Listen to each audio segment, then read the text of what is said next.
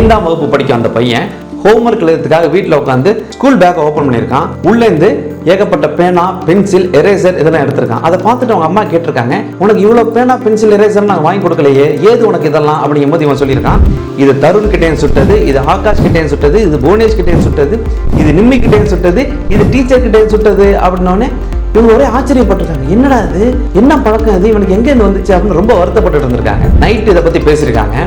என்னங்க அவன் இப்படி பண்ணிட்டு இருக்கான் அப்படின்னு ரொம்ப வருத்தப்பட்டு சொல்லியிருக்காங்க.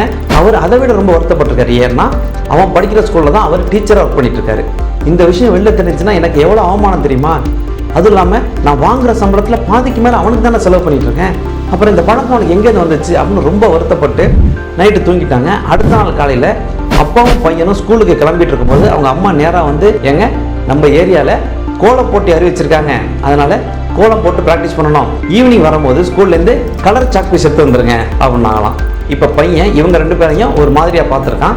இவங்க அதிர்ச்சியோட பையனை பார்த்துருக்காங்க. ஆகா, நம்ம கிட்டே தான் இந்த பழக்கம் பையனுக்கு போயிருக்கு அப்படின்னு அப்போ தான் அவங்க ரியலைஸ் ஆயிருக்காங்க.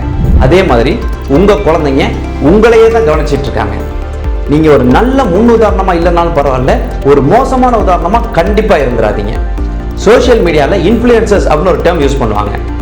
உங்கள் குழந்தைங்களுக்கு மிகப்பெரிய இன்ஃப்ளூயன்சர்ஸ் பெற்றவங்களான நீங்கள் மட்டும்தான். So try to influence your kids in a good way.